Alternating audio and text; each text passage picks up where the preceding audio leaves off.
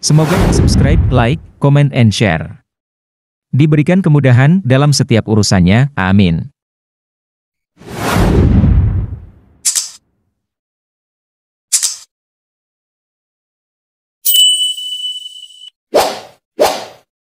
Fenomena turun gunungnya Yai Marzuki Mustamar, ya, jadi Yai Marzuki Mustamar yang dikenal sebagai singa aswaja sampai turun gunung itu berarti kan ada sesuatu, begitu gak?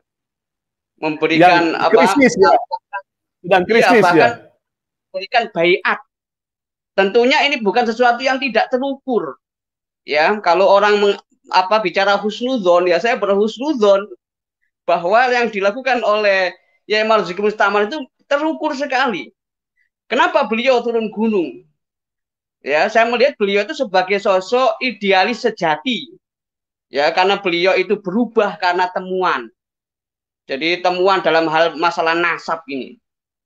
Termasuk beliau itu ya ketika berubah sikap fikihnya, ya beliau kan apa yang dilakukan menggunakan sikap fikih. Ya, beliau kan juga pernah menjadi ketua PWNU Jawa Timur, tidak mungkin gerak-geriknya itu keluar dari naldzor syar'i, itu mustahil. Ya, saya melihat beliau sebagai ulama, pengasuh pesantren dan kadernya sudah mudah ditemukan di mana-mana. Ya, katanya mau mengadakan kegiatan di Pekalongan. Iya, Pekalongan besok dalam waktu dekat ini. Wah, ini ngeri-ngeri sedap ini. Oke. Pekalongan dan nanti terakhirnya nanti setelah pelantikan juga akan ada kemarin dari panitianya setelah pelantikan ada kegiatan yang lebih besar lagi, yaitu akan mengundang Rhoma Irama di Pekalongan. Wow, ini luar biasa. Memang satu tantangan juga karena ini adalah di ibu kotanya Yaman ya, karena kan Pekalongan terkenal dengan ibu kota Yaman. Jangan begitu. Fenomena ini dihadapkan kepada sistem Shahibul Haq wal Imamah. Shahibul Haq wal Imamah itu adalah komunitasnya Habib Rizik yang terakumulasi dalam FPI. Ini semua sudah mewarnai Robitoh, Mas. Jadi diakui atau tidak diakui, Robitoh itu ya FPI, ya Habib Rizik. Makanya yang paling tersinggung dalam diskursus kenasaban ini adalah para habaib di bawah kepemimpinan Habib Rizik, termasuk yang menjawab gugatan nasab di tanggal 7, tanggal 8 kemarin di kantor Robitoh, itu juga orang-orangnya Habib Rizik. Nah, artinya apa? Warga NU mulai sadar bahwa Ahlus Sunnah wal Jamaah Nahdiyah sedang berhadapan dengan sistem Shahibul Haq wal Imamah yang dibangun oleh para habaib di bawah komando Imam Besar Habib Rizik. Dan ini betul-betul warga NU sangat sadar. Karena kalau ada orang mengaku NU masih berpihak kepada habaib Ba'ali, sebenarnya sistem peradaban Ahlus Sunnah wal Jamaah An-Nahdiyahnya dipertanyakan. Oleh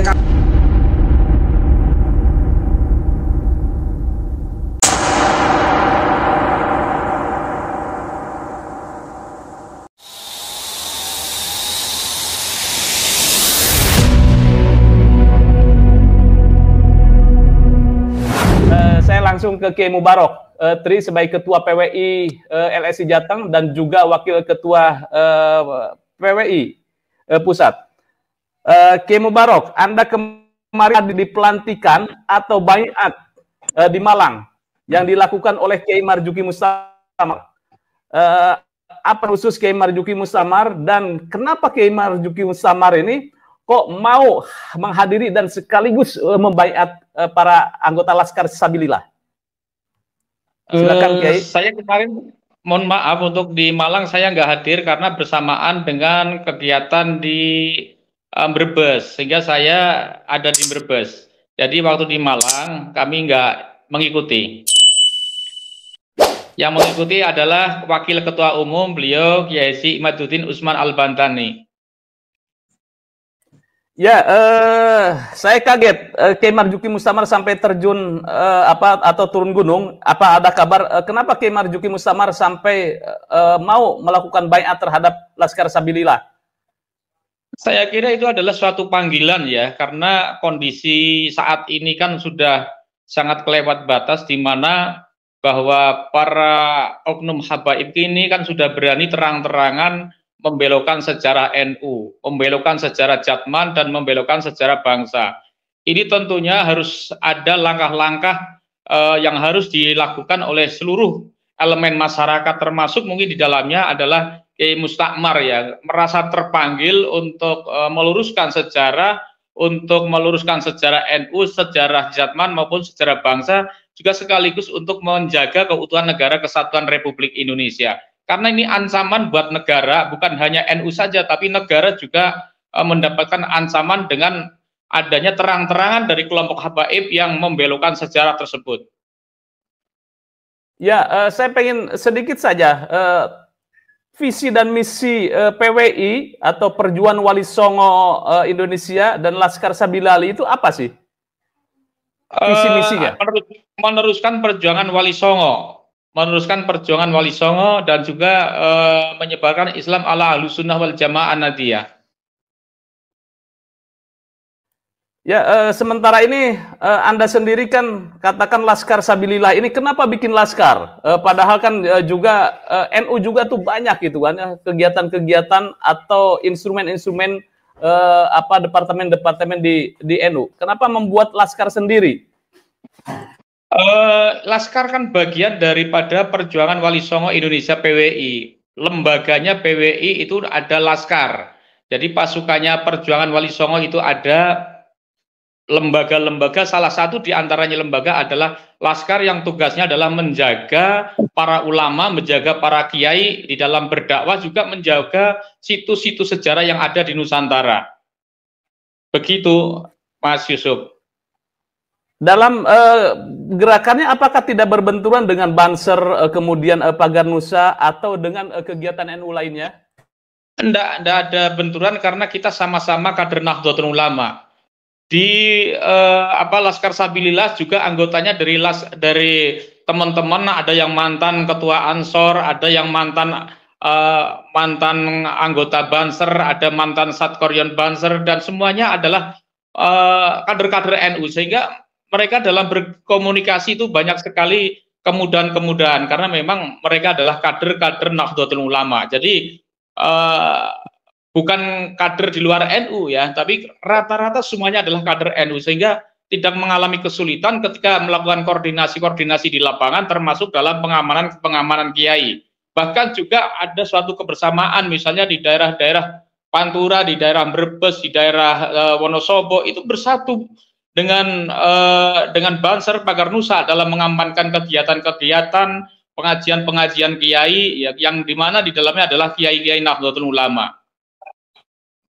Ya, sejauh ini di Jawa Tengah sendiri yang Anda tangani sampai sejauh mana ini? Apakah setiap daerah itu sudah terbentuk PWI dan Laskarnya? Alhamdulillah sudah 95%. Ada beberapa daerah yang belum terbentuk. Yang belum terbentuk ada di daerah Rembang, daerah Grobogan sudah, daerah Melora. Semuanya tinggal 2 itu, dan lainnya sudah terbentuk walaupun belum dilantik, tapi semuanya sudah dibentuk. Dalam waktu dekat ini mereka akan mengadakan pelatihan dan deklarasi di kabupatennya masing-masing, dan jadwal sudah tersusun sebagaimana permintaan dari teman-teman di daerah. Dan rata-rata mereka juga banyak para kiai-kiai yang masuk, baik dari Mursyid Torekoh, para Rois Suriah MWC maupun Rois Suriah Ranting. Semua juga banyak yang masuk bergabung bersama PWI LS ini. Oke, baik. Untuk di daerah Tegal, kemudian Pekalongan, Batang itu sudah terbentuk juga? Daerah Batang sudah terbentuk. Pemalang kemarin beberapa minggu yang lalu, Pemalang dengan Batang dideklarasikan bersama-sama ya, walaupun sedikit ada ancaman, tetapi alhamdulillah juga bisa lancar karena dari mereka yang melakukan demo adalah orang anak-anak kecil, sehingga dari teman-teman tidak ada yang terpancing. Juga daerah Brebes sudah sampai tingkat kecamatan sudah terbentuk. Tegal Kota, Tegal Kabupaten sudah terbentuk. Semuanya sudah terbentuk. Dan Pekalongan dalam waktu dekat ini akan kami lakukan deklarasi juga bersama dengan Kendal. Tadi malam ada 3 kabupaten, Kebumen, Purworejo, dan Magelang. Walaupun di tengah ancaman para muhibin dan mantan ex-FPI, tetapi Alhamdulillah dengan adanya ancaman justru masyarakat semakin membludak, semakin banyak peminatnya untuk hadir bersama-sama mengikuti deklarasi tersebut. Tadi malam hampir 3.000-an jamaah yang hadir di Pondok Pesantren Al-Huda di Kebumen. Oke, apa nggak ngeri-ngeri sedap itu? Anda besok sebentar lagi di Pekalongan, itu kan basisnya di Habib Lutfi. Bagaimana? Ya, katanya mau mengadakan kegiatan di Pekalongan. Iya, Pekalongan besok dalam waktu dekat ini. Wah, ini ngeri-ngeri sedap ini. Oke. Pekalongan dan nanti terakhirnya nanti setelah pelantikan juga akan ada kemarin dari panitianya setelah pelantikan ada kegiatan yang lebih besar lagi yaitu akan mengundang Roma Irama di Pekalongan. Wow, ini luar biasa. Memang satu tantangan juga karena ini adalah di ibu kotanya Yaman ya. Karena kan Pekalongan terkenal dengan ibu kota Yaman. Jangan begitu. Maksudnya di situ banyak ibu kota Yaman tetap aja di Yaman ya. Di Yaman ya. Hanya pelesetan aja. Karena di situ ada. Baik, saya langsung ke Kiai Ubadillah. Kiai Ubadillah itu kalau saya dengarkan dari pemaparan Kiai Mubarak, Tri itu luar biasa, hampir rata di bawah Ketua Pak Kiai Mubarak, PWI di seluruh Jawa Tengah. Dan luar biasa kalau saya tadi mengatakan ada 3.000 dan lain sebagainya. Ini tumbuhnya sebuah kesadaran. Nah, mungkin Anda akan menyoroti itu, kemudian nanti disoroti kenapa ini pandangan Anda terhadap Kiai Marzuki Mustamar yang turun gunung untuk melakukan baiat terhadap PWI LSI. Silakan, Kiai. Baik, terima kasih Mas Yusuf. Takdiman saya untuk Dr. Ibu dan Kiai Mubarak. Saya ingin menegaskan bahwa Ahlus Sunnah wal Jamaah An-Nahdiyah itu di Indonesia sudah menjadi peradaban, Mas. Karena sudah menjadi peradaban sehingga menjadi pandangan hidup warga Nahdliyin. Sehingga warga Nahdliyin ini kayak diikat dengan peradaban An-Nahdiyah ini yang kebetulan sangat kokoh dan sangat kuat meskipun kelihatan berbeda, tapi nanti akhirnya akan bermuara menjadi satu. Dalam konteks peradaban ini, NU sebagai sebuah organisasi ini kan ibarat bangunan rumah yang di situ ada banyak penyerang untuk lebih mensyiarkan Ahlus Sunnah wal Jamaah An-Nahdiyah, Mas. Nah, sedangkan kawah condro di mukanya untuk menggembleng, menguatkan nilai-nilai Ahlus Sunnah wal Jamaah An-Nahdiyah itu adalah pesantren. Karenanya NU dan pesantren ini tidak bisa dilepaskan, Mas. Oleh karena itu saya sebagai pengasuh pesantren, meskipun nggak duduk di pengurus NU, saya itu masih merasa nyaman sebagai orang NU, Mas. Karena saya mengelola pesantren. Dan ada ikatan, baik yang jadi pengurus NU maupun yang jadi kiai pesantren itu kayak ada ikatan dalam satu peradaban hasanah Ahlus Sunnah wal Jamaah Nahdiyah. Nah, Ahlus Sunnah wal Jamaah Nahdiyah ini punya roh, Mas. Punya roh, punya ikatan yang sangat kuat, yaitu pribumisasi Islam yang penggeraknya adalah Wali Songo.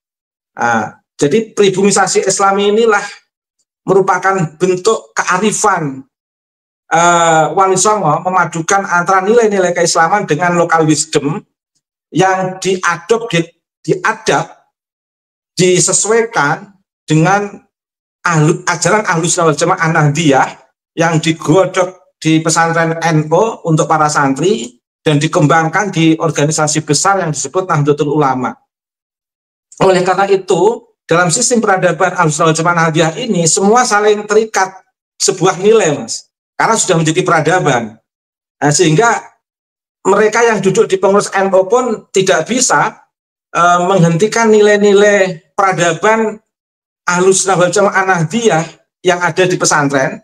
Sama, saya sebagai pengasuh pesantren atau kiai-kiai yang lain dan pengurus-pengurus NU juga tidak bisa menghentikan semangat Ahlus Sunnah wal Jamaah Nahdiyah sebagai sebuah peradaban di tingkat masyarakat pada umumnya. Nah, dengan fenomen ini dihadapkan kepada sistem Shahibul Haq wal Imamah. Shahibul Haq wal Imamah itu adalah komunitasnya Habib Rizik yang terakumulasi dalam FPI ini semua sudah mewarnai Robitoh, Mas.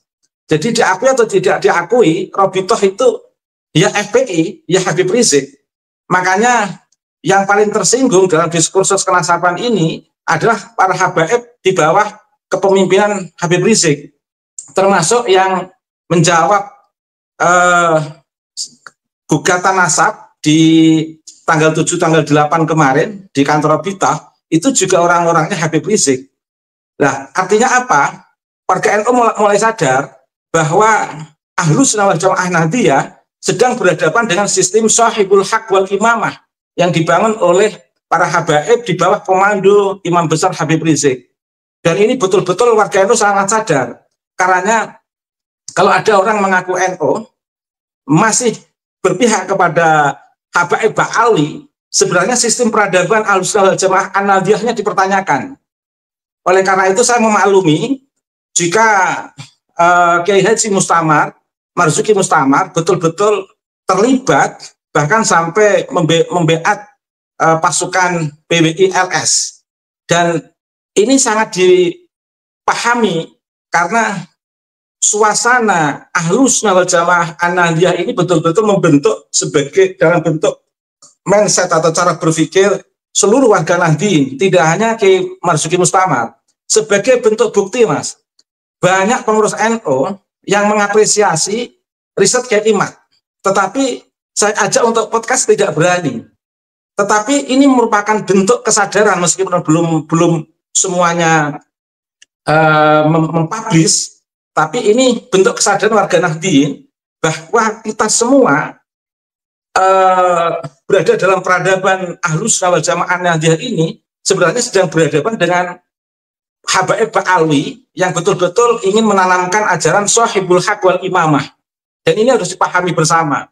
Apa yang saya sampaikan ini sekaligus bentuk pendidikan, edukasi kepada masyarakat bahwa sekarang kita ini dihadapkan kepada satu prinsip ideologi yang memang perlu didialogkan tanpa harus benci. Itu. Terima kasih, Mas.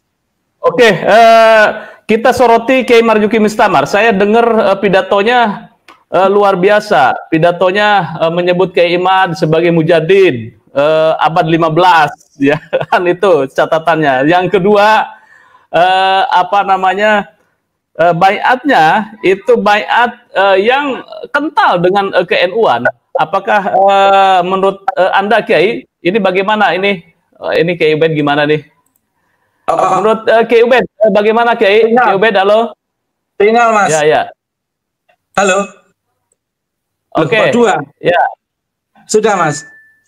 Ya, silakan Kiai Ubed. Jadi Anda sedikit menyorot Kiai menyebut Kiai Imad adalah mujadid abad 15, kemudian juga baiatnya yang saya merinding itu, baiatnya sebagai pasukan yang menjaga Ahlus Sunnah wal Jamaah dan lain sebagainya. Ini bagaimana pandangan Anda? Sebenarnya Kiai Marzuki Mustamar ingin memastikan kepada warga Nahdien bahwa Kiai Imad itu adalah ulama yang harus dihormati. Di warga NU itu banyak ulama, juga banyak orang-orang yang mastur yang tidak menunjukkan sebagai dzurriyyah Nabi. Karena menunjukkan dzurriyyah Nabi itu adalah etika yang tidak bagus secara publik dan etika yang tidak bagus dalam konteks Al-Quran. Karena Al-Quran sendiri menegaskan Nabi Muhammad itu bukanlah bapak di antara laki-laki kalian semua, tetapi Nabi Muhammad adalah utusan Allah. Makanya tidak ada kiai-kiai warga NU yang meskipun punya silsilah kepada Nabi tidak pernah ada yang menunjukkan sebagai cucu Nabi, Mas. Karena itu etika yang sangat dijaga. Lah, Kiai Marzuki ingin menyadarkan kepada masyarakat publik bahwa Kiai Imad itu juga ulama. Sehingga jangan sampai ada orang mengaku warga NU yang jadi muhibbin atas nama ulama, gurunya si fulan cinta habaib, terus kemudian total ke habaib dan benci ulama. Kiai Marzuki hanya ingin meyakinkan kalau kita semua, kalau masih ada yang cinta habaib, tapi ketahuilah bahwa di lingkungan NU seperti Kiai Imad dan lain sebagainya, itu adalah juga ulama yang perlu dihormati.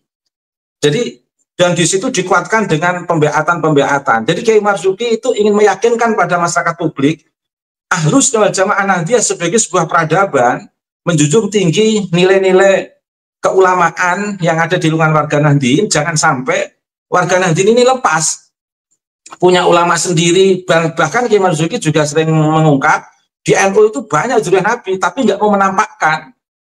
Karenanya jangan disepelekan Kiai NU ini, harus kita jaga, harus kita hormati, dan kita berada dalam satu peradaban Ahlussunnah wal Jamaah An-Nahdiyah tanpa terpengaruh Shahibul Haq wal Imamah yang dikembangkan oleh para habaib di lingkungan FPI dalam kepemimpinan Habib Rizik yang sangat mempengaruhi Robitoh dan sangat mempengaruhi seluruh habaib di Indonesia. Jujur saja, Mas. Jadi Kiai Marzuki sangat sadar itu. Kiai Marzuki sangat sadar dan punya kepekaan yang luar biasa. Dan insya Allah kepekaan Kiai Marzuki itu akan diikuti oleh ulama-ulama se-Indonesia yang sampai sekarang belum menampakkan diri, Mas. Terima kasih. Ya. Menurut Anda itu pengaruh Kiai Marzuki dengan turun gunung menyatu dengan PWI LS ya. PWI itu saya katakan bukan Persatuan Wartawan Indonesia. Ini pemirsa ya. PWI itu Perjuangan Wali Songo Indonesia. PWI LS, ada LS-nya, Laskar Sabilillah. Ini kadang-kadang salah tafsir itu ya. PWI dikiranya Persatuan Wartawan Indonesia ya. Nah, Perjuangan Wali Songo ini dengan hadirnya Kiai Marzuki artinya ini memberikan sebuah sinyal kepada para kiai-kiai yang lain, jangan takut Anda di struktural atau di kultural, mari bersatu dengan NU untuk kultural. Kalau saya lihat itu kan Perjuangan Wali Songo Indonesia atau PW itu NU kultural. NU kultural lebih berani menyuarakan head to head perjuangannya yang berbeda dengan kelompok Balawi. Bagaimana Kiai Ubed? Ya, sebenarnya Kiai Marzuki itu bukan karena semata-mata Kiai Imad. Kiai Imad itu kan sebuah keran yang betul-betul menjawab seperti suasana masyarakat yang seperti api dalam sekam yang akhirnya terfasilitasi oleh Kiai Imad. Tapi sebenarnya nuansa ideologisnya sama, Ahlussunnah wal Jamaah An-Nahdiyah. Sehingga keterlibatan Kiai Marzuki dalam gerakan Kiai Imad itu sebenarnya karena adanya values yang sama, Mas. Adanya core value yang sama, nilai-nilai dasar yang sama, yaitu Ahlussunnah wal Jamaah An-Nahdiyah. Dan kita semua sekarang sadar bahwa Ahlussunnah wal Jamaah An-Nahdiyah sedang dihadapkan kepada pembelokan sejarah, pembelokan makam, kemudian berhadapan dengan ajaran Shahibul Haq wal Imamah yang ingin diterapkan oleh Habib Rizik. Dan tentu kita tidak dalam konteks membenci, tapi kita ingin meluruskan sejarah dan ingin membangun dialektika kebangsaan ini dengan penuh penghormatan dengan mereka yang berbeda dengan Ahlussunnah wal Jamaah Nahdiyah. Tetapi kita harus sadar kita dalam posisi yang berbeda dengan konsep habaib yang lebih menekankan pada Shahibul Haq wal Imamah, sehingga selain Habib itu orang yang tidak pantas memiliki kebenaran dan tidak pantas menduduki kepemimpinan ini. Sehingga mereka yang jadi muhibin tetap muhibin, tidak akan pernah jadi Habib. Kalau santri kan akan jadi kiai, Mas. Jadi luar biasa nuansanya ini. Dan ini sudah disadari oleh banyak masyarakat. Sehingga kita itu betul-betul bersadar Ahlussunnah wal Jamaah An-Nahdiyah sedang berhadapan dengan komunitas Shahibul Haq wal Imamah yang notabene menjadi prinsip ideologis para habaib Ba'alwi, Mas. Terima kasih, Mas. Ya baik, pemirsa, sebagai catatan juga bahwa bahwa Robitoh memang bukan FPI. FPI bukan Robitoh. Kedua organisasi ini ya berbeda. Itu yang saya tangkap ketika berdebatan antara siapa guru gembul yang dimonetari oleh salah satu Habib. Tetapi memang kebanyakan karena di situ ada tokoh sentral Habib Rizik, maka mungkin saja orang-orang yang ada di Rabito anggotanya itu bersinergi atau berinteraksi dengan gerakan berkolaborasi, Mas. Berkolaborasi. Berkolaborasi, tetapi pada dasarnya kedua organisasi ini berbeda ya, Kewed. Tapi kalau bersinggungan, ya mungkin saja terjadi. Baik. Berbeda, tapi juru bicaranya orang FPI semua kemarin itu, Mas, di Rabito. Oke. Ya, kemarin kita sebetulnya ingin menangkap itu jagoan-jagoan dari Rabito itu muncul. Ternyata hanya Habib Hanif ya. Selebihnya itu ada Rumel Abbas dan Gus Wapi. Baik, Dr. Ribut, bagaimana Anda melihat ini gerakan PWI ini seperti apa nih fenomenanya? Ini kan tadi dikatakan bukan tidak akan bersinggungan dengan Banser dan gerakan NU lainnya. Tetapi gerakan PWI ini ada yang ditakuti bahwa ini lebih garang ini gerakan PWI Laskar Sabilillah ini. Ya, Bismillah, walhamdulillah, Pak Yusuf. Saya akan memberikan komentar tentang masalah PWI ya. Jadi Perjuangan Wali Songo Indonesia. Tentunya kalau kita ingin melihat secara insaf, secara proporsional, secara adil ya, agar kita tidak mudah untuk melakukan simplifikasi penyederhanaan dalam segala urusan. Tentunya PWI sendiri muncul tidak lepas dari latar belakangnya, tidak lepas dari asal usul, sehingga PWI itu sepertinya harus berdiri demikian. Namun kalau kita melihat dinamika yang ada di PWI itu, ya ini sudah sampai pada tingkatan legitimasi ketokohan. Jadi seperti fenomena turun gunungnya Yai Marzuki Mustamar, ya. Jadi Yai Marzuki Mustamar yang dikenal sebagai singa aswaja sampai turun gunung itu berarti kan ada sesuatu begitu kan? Memberikan yang krisis, ya. Dan krisis bahkan memberikan baiat. Tentunya ini bukan sesuatu yang tidak terukur. Ya, kalau orang bicara husnudzon, ya saya berhusnudzon bahwa yang dilakukan oleh Yai Marzuki Mustamar itu terukur sekali. Kenapa beliau turun gunung? Ya, saya melihat beliau itu sebagai sosok idealis sejati. Ya, karena beliau itu berubah karena temuan. Jadi temuan dalam hal masalah nasab ini. Termasuk beliau itu ya ketika berubah sikap fikihnya. Ya, beliau kan apa yang dilakukan menggunakan sikap fikih. Ya, beliau kan juga pernah menjadi ketua PWNU Jawa Timur. Tidak mungkin gerak-geriknya itu keluar dari nadzor syar'i, itu mustahil. Ya, saya melihat beliau sebagai ulama, pengasuh pesantren dan kadernya sudah mudah ditemukan di mana-mana. Termasuk dalam sikap politik ketika beliau berubah atau bergeser, saya melihat itu adalah untuk kepentingan umat. Ya, jadi kalau beliau bicara sorohatan, kalau bicara itu belak-belakan, itu menunjukkan beliau ya tidak terpengaruh oleh kepentingan pribadi. Ya, makanya ini perlu diberikan istilahnya itu apresiasi sikap beliau yang seperti itu. Tentunya seperti yang disampaikan oleh Yai Marzuki Mustamar, ya beliau sudah mengakumulasi fenomena-fenomena yang terjadi yang disebut sebagai dalam tanda kutip anomali habaib. Tentunya oknum ya, jadi jangan sampai salah paham, oknum walaupun dalam kurung sangat banyak sekali, bukan satu orang, itu kan begitu. Ya, kemudian mengkristal menjadi sebuah fakta sosial di kalangan apa yang disebut dengan oknum-oknum tadi, sehingga butuh sikap ya, mulai dari dalam tanda mulai dari pemalsuan sejarah ya, termasuk makam, glorifikasi, dawil dan lain-lain. Walaupun ini bukan berarti semuanya begitu, tidak. Ini artinya menunjukkan tuntutan bagi para ulama untuk mengambil sikap fikih. Artinya tidak boleh diam. Kalau diam, nanti bangsa kita yang tadi disebut oleh Kiai Ubaidillah itu sudah menjadikan aswaja sebagai institusi dan institusi sudah menjadi peradaban. Jangan sampai nanti tercerabut dari akar sejarahnya. Ini bahaya.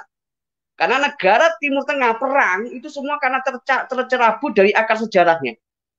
Ya jas merah gitulah, nggak usah bilang ulama, Pak Soekarno aja menyadari hal itu. Nggak usahlah kita merujuk al-alim al-alamah masalah ini. Negarawan aja paham itu, Pak Soekarno itu jas merah gitu. Nah ini berbahaya kalau sampai sejarah-sejarah itu secara sistematis dan masif, bahkan secara struktural itu dibelokkan untuk kepentingan kelompok tertentu. Oleh karena itu harus bersikap. Kalau diam terus, lah ini khawatirnya ini kayak apa para sufi mengatakan asa gitu al haqi syaitonun akhros. Ya orang yang mendiamkan yang hak itu adalah apa setan yang bisu. Sudah setan bisu lagi. Nah ini kan parah ini kan.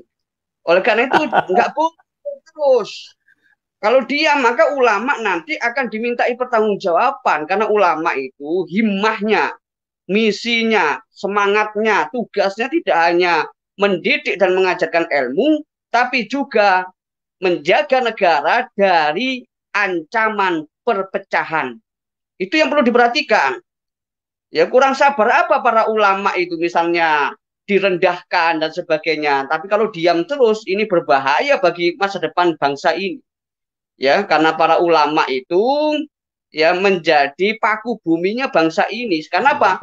Mereka adalah al-ulama warasatul anbiya. Sebelum sampai kepada masa lalu kenabian, tentunya kita bicara tentang otoritas keagamaan dan bicara tentang legitimasi ketokohan.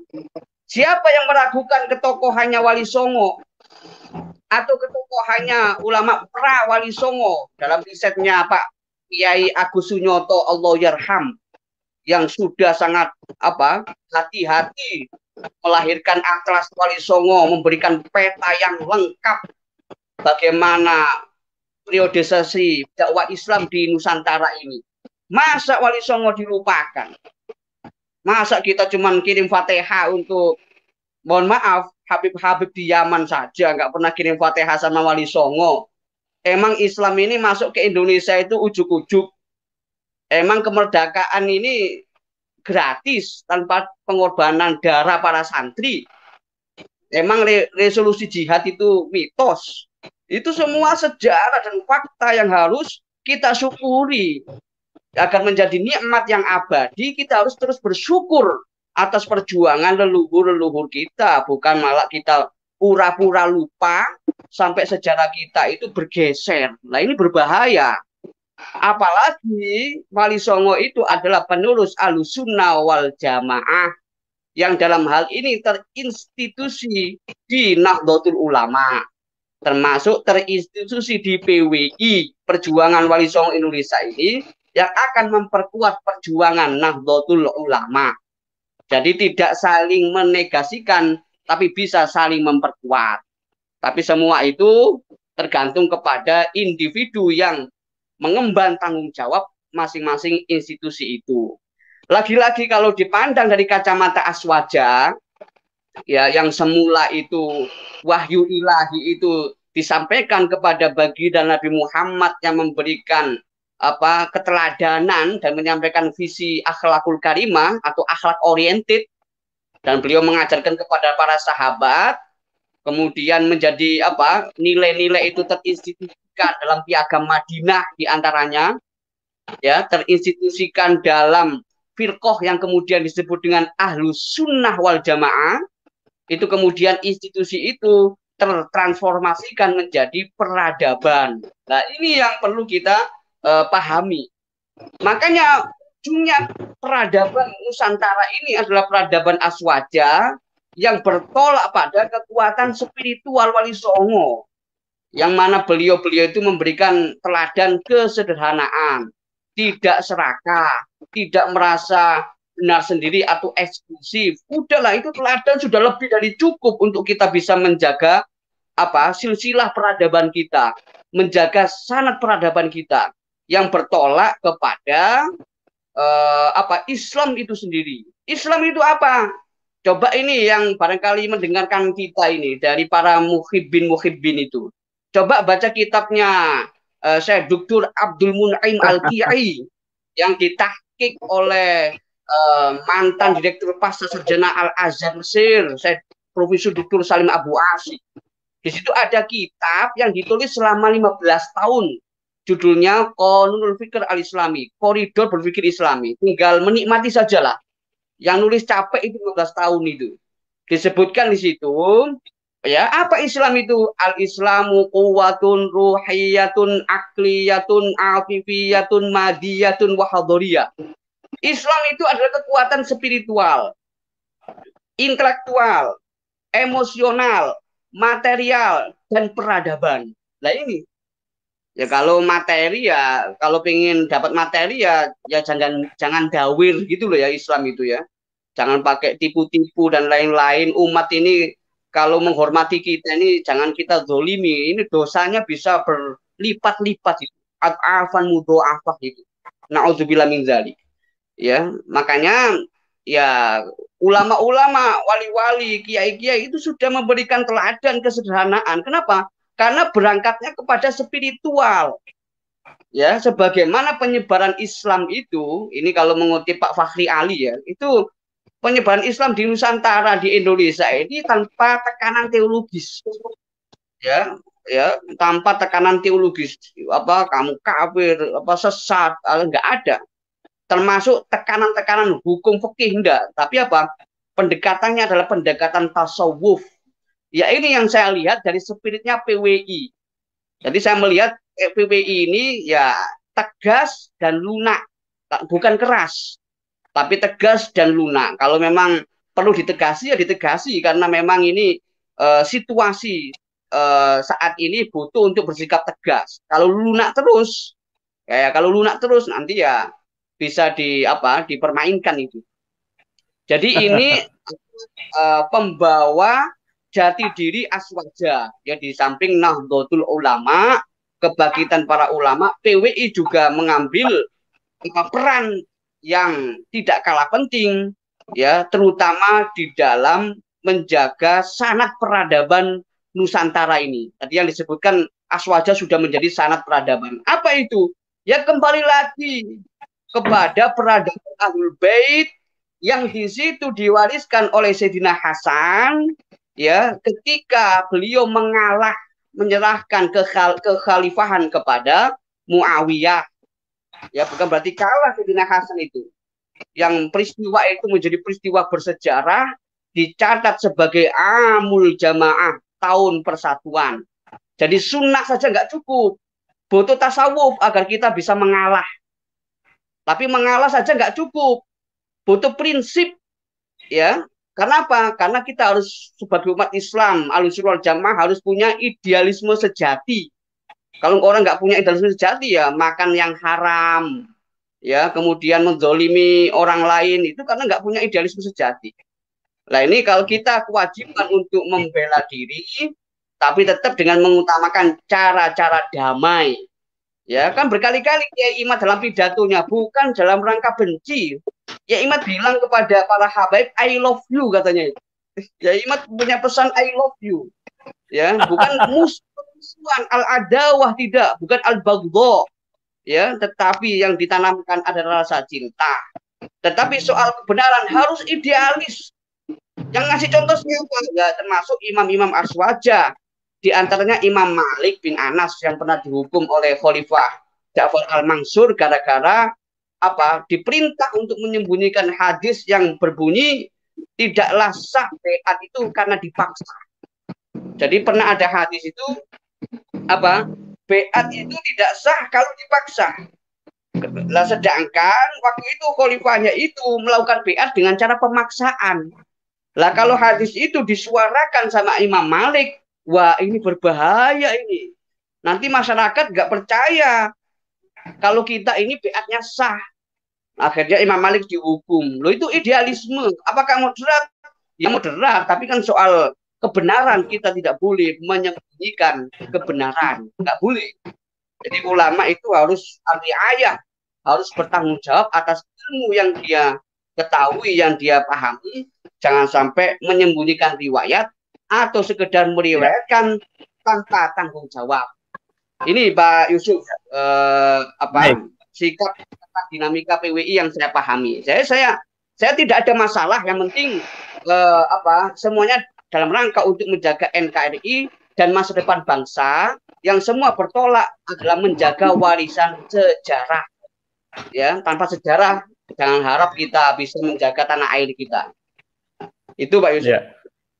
Baik, panjang lebar keterangan Dr. Ribut ini bahwa sosok Kiai Marzuki Mustamar adalah sosok kiai yang bertanggung jawab, yang punya idealisme, yang memegang teguh terhadap fikih, sehingga koridor-koridor fikih dikatakan bahwa ini adalah dalam rangka menjaga NKRI terhadap pembelokan-pembelokan sejarah.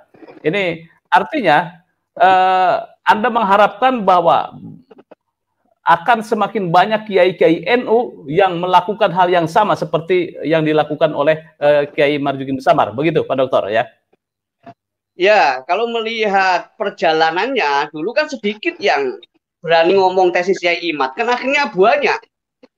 Bahkan dulu Kiai Marzuki awalnya pakai kinayah, tapi kemudian sorohatan, terang-terangan. Artinya statistiknya itu meningkat terus dari waktu ke waktu. Kenapa demikian? Kebenaran ini bahasanya Gus Muafik akan mencari jalannya sendiri. Kalau bahasanya Gus Baha, ya, yang bisa mengawal Islam di akhir zaman adalah logika sehat. Maka jangan sampai kita sebagai nahdien menjadikan diskursus keilmuan itu nggak relevan di masyarakat. Bahkan NU jadi nggak relevan di masyarakat, ini berbahaya. Gara-gara apa? Ya, orang-orang yang mengancam NU justru dibela. Umat-umatnya sendiri tidak dibela, ini jadi persoalan. Walhasil ya kita harus insaf lah itu. Karena Sayyidina Ali mengatakan a'zamul masubati masubatul insaf. Pahala terbesar adalah pahalanya insaf. Karena itu berat. Ya, ngaku salah itu berat. Ya, makanya itu kita harus otokritik. Jadi solusi terbaik ya kita itu harus mendahulukan otokritik sebelum mengkritik orang lain. Itu Pak Yusuf. Ya, baik. Saya langsung ke Kiai Mubarok lagi. Kiai Mubarok, sejauh ini apakah ada benturan yang berarti dengan kelompok-kelompok yang lain atau dengan dengan NU struktural sekalipun itu ya? Apakah ada benturan di lapangan? Kalau benturan tidak ada, karena ya itu tadi disampaikan bahwa antara PWI dengan NU kan punya akidah yang sama dan asasnya pun sama, berasaskan Pancasila dan undang-undang, berakidah juga Ahlussunnah wal Jamaah. Tujuannya pun sama dengan NU. NU juga meneruskan perjuangan Wali Songo, PWI juga meneruskan perjuangan Wali Songo. Jadi ada kesamaan-kesamaan ada kesamaan-kesamaan antara PWI dengan NU. Jadi NU adalah merupakan rumah besar juga, rumah besarnya PWI, sehingga tidak akan terjadi benturan-benturan. Kalau perbedaan pendapat ada hal yang biasa dalam sebuah organisasi. Saya kira nggak ada, Mas. Ya, artinya memang PWI itu sampai sejauh ini kan bukan lembaga yang secara struktur itu terkait dengan NU kan? Iya.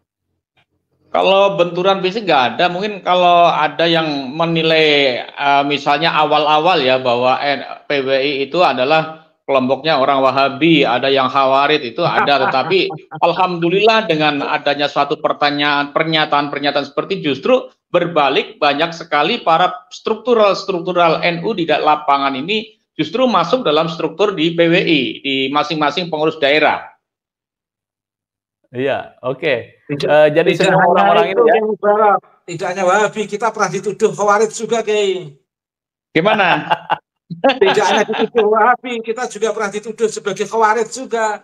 Iya itu, makanya tapi justru malah barokahnya dituduh itu justru semakin banyak teman-teman nahdien yang bergabung dengan kita. Bahkan pengurus-pengurus cabang di Jawa Tengah luar biasa juga banyak yang sudah terbuka menyatakan bergabung dengan PWI walaupun masih sifatnya silent, tetapi mereka mempersilahkan teman-teman di cabang untuk masuk ke dalam struktur pengurus. Dan di Jawa Timur juga seperti itu. Kemarin Madiun Raya luar biasa, Banser dengan PWI juga gabung di Madiun Raya. Kemudian besok dalam waktu dekat di Ponorogo justru nanti deklarasinya di dekat makanya Mbah Ki Ageng Besari, karena itu juga sudah dibelokkan oleh Pekalongan sejarahnya, sudah dibalawikan. Jadi para duriah kemarin telepon pada saya, kemudian saya fasilitasi, saya dampingi, dan alhamdulillah besok dalam waktu dekat 2 hari ini mungkin akan ada sebuah deklarasi. Para duriah Mbah Besari juga mendukung semuanya bahwa ini harus diluruskan sejarah dari makam Besari yang memang dibelokkan, karena setelah didatangi juru kuncinya yang punya yayasan memang dibalawikan setelah ada perintah dari Pekalongan. Oke, ya, jadi tujuan utama memang dari PWI adalah pelurusan sejarah dan juga sejarah termasuk makam dan sebagainya ya. Tapi yang di PWI itu pasti semua NU ya, Kiai? Semua NU, semua NU, ya, semua NU. Ya. Dan terah-terah Wali Songo ya, tidak ada. Ya. Apakah ada sejauh ini ada bersinergi dengan kelompok habaib yang lainnya? Tidak ada. Kalau anggota ada beberapa yang dari kelompok-kelompok lain, ada mungkin dari organisasi kepemudaan yang lain, misalnya ada anggota dari Pemuda Pancasila juga ada yang masuk ke PWI, yang bergabung. Ada di Semarang, Lindu Haji, ada beberapa orang juga masuk bergabung dengan kita. Jadi ada dari organisasi-organisasi lain, tapi mereka juga walaupun berbeda organisasi, sebenarnya dia adalah kader NU juga. Dia aktif di organisasi NU tingkat bawah maupun tingkat kabupaten, walaupun di PP, tapi dia juga aktivis di NU sebelumnya. Iya, baik. Terima kasih. Oke, Ubed, mau menambahkan tentang sosok Kiai Marzuki Mustamar yang dikatakan bahwa ini Kiai Marzuki Mustamar ini betul-betul sudah ijtihad politik atau ijtihad fikih, sehingga berani terjun langsung berkolaborasi dengan PWI LS. Saya yakin, Mas, orang setingkat Kiai Haji Marzuki Mustamar itu semuanya sudah dikalkulasi dan dihitung dengan matang, Mas, diperhitungkan dengan matang. Itu bagian dari sense of belonging beliau dalam gerakan sosial kaitannya dengan menjaga peradaban Ahlussunnah wal Jamaah An-Nahdliyah. Terserah secara struktural dan beberapa yang belum menampakkan itu wajar, Mas. Tetapi saya ada yang menarik, Mas, dari sosok Kiai Marzuki. Ketika Kiai Marzuki menjuluki Kiai Imad sebagai mujadid abad 15. Jadi saya teringat, saya juga pernah juluki Kiai Imad pertama dulu. Kiai Imad adalah mujadid 100 tahun pasca Mbah Hasyim Asy'ari. Itu, Mas. Terima kasih. Itu podcast dengan saya itu. Mujadid abad kedua, Kiai. Mujadid abad kedua. Saya membackup Kiai Imad dulu itu tantangannya berat ya, Kiai Mubarak ya. Sekarang udah enak sekarang, Mas. Sekarang banyak mengucapkan salam dan selamat sekarang. Alhamdulillah didukung oleh ilmuwan berat, Dr. Ribut. Kita sangat senang sekali. Iya. Terima kasih, Mas Ucu. Iya. Oke, baik. Ini ada pertanyaan selalu mengemuka ini. Kiai Marzuki Mustamar itu kayaknya cocok ini jadi ketua PBNU. Ini bagaimana, Kiai Ubed? Saya tidak mau komentar, Mas, karena pesan orang tua saya, siapapun yang jadi pengurus PBNU didukung. Terima kasih, Mas. Oke. Ya, Dr. Ribut, bagaimana ini? Kok banyak yang muncul itu kan ya komentar. Saya menjawab komentar-komentar aja ini ketika tentang Kiai Marzuki Mustamar itu hanya. Ini cocok ini jadi ketua PBNU. Ini bagaimana ini, Dr. Ribut? Iya. Jadi kalau pandangan saya tadi saya melihat sikap daripada analoginya ya, Sayyidina Hasan itu mengalah itu. Ahlussunnah wal Jamaah mengalah demi persatuan. Oleh karena itu bisalah institusi-institusi perjuangan Nahdlatul Ulama itu segmentasinya itu menyesuaikan zamannya ya dengan adanya PWI, tetapi untuk persoalan jabatan struktural itu saya melihat bahwa ya masing-masing dari PBNU punya ijtihad politik. Ya bisa jadi juga yang Marzuki Mustamar ya mungkin periode berikutnya barangkali. Ya. Jadi itu yang saya pahami. Jadi saya melihat bahwa istilahnya kalau memang ya ada situasi yang mendesak ya pastinya ya, para kiai-kiai yang sepuh-sepuh itu basirohnya itu akan bertemu mana yang lebih maslahah itu. Ya, itu aja Pak Yusuf. Jadi karena saya melihat ini bukan soal masalah nalar, kalau sampai masing-masing dari cucu muassis atau keluarga muassis itu punya perbedaan pandangan, ya itu saya dalam hal ini saya mauquf. Sementara ini saya mauquf. Ya, itu Pak Yusuf. Ya, baik. Terima kasih komentarnya. Tetapi sosok Kiai Marzuki Mustamar memang sosok kiai yang selalu menjadi perbincangan.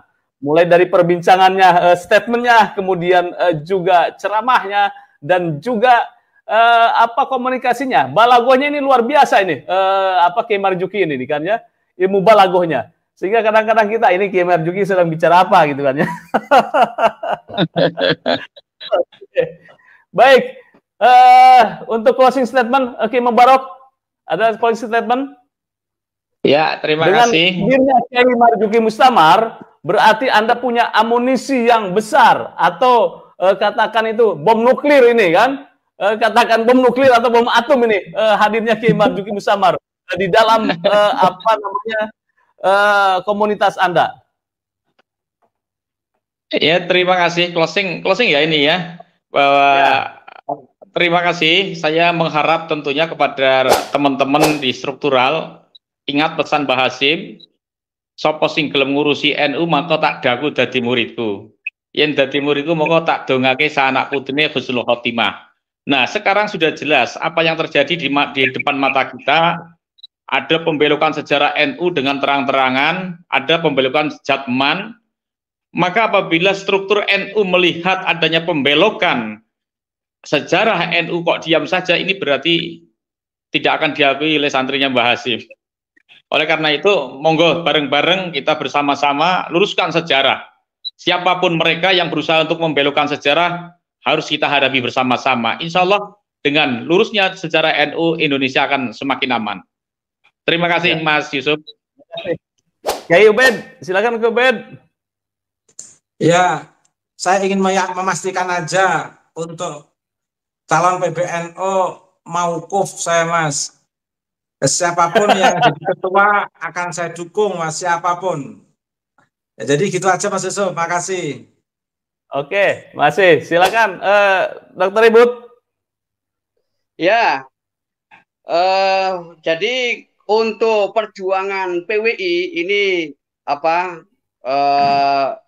kita ya terutama saya pribadi itu merasa bahwa spirit Wali Songo itu semakin kuat ya di kalangan Nahdliyin ya, karena memang bagi tugas itu bagi saya itu penting sekali, apalagi kalau Wali Songo itu adalah memang orang-orang yang la khaufun alaihim walahum yahzanun, itu kan aulia Allah gitu. Jadi orang-orang yang memang la khaufun alaihim walahum yahzanun, sudah nggak takut lapar. Kalau mengabdi di NU itu ya tidak mungkin nyari makan di NU, pasti akan berjuang betul-betul menjaga keteladanan daripada Wali Songo termasuk para muassis Nahdlatul Ulama. Ya, adapun untuk masalah ketum tadi saya menyampaikan ya, tadi seperti karena kita Ahlussunnah wal Jamaah ya, misalnya kalau ada perseteruan misalnya Aisyah sama Sayyidina Ali, saya mauquf ya, antara Ali dengan Muawiyah juga saya mauquf ya, karena kita adalah Ahlussunnah wal Jamaah, jangan sampai kekuatan kita ditunggangi oleh pihak-pihak yang lain. Itu Pak Yusuf. Ya. Ya, terima kasih. Sebagai closing statement, kita ucapkan selamat terhadap perjuangan Wali Songo Indonesia, Laskar Sabilillah, yang terus bergerak mengawal tentang akidah Ahlussunnah wal Jamaah dan meluruskan sejarah, baik itu sejarah NU, kemudian juga sejarah bangsa ini. Terima kasih, Kiai Mubarok. Salam buat kawan-kawan kami di Jawa Tengah, ya. Kemudian Dr. Ribut dan Kiai Ubaidillah, luar biasa ini. Mudah-mudahan ini para aktivis NU, kemudian juga intelektual muda NU ini terus mewarnai dunia maya. Terima kasih. Wassalamualaikum warahmatullahi wabarakatuh.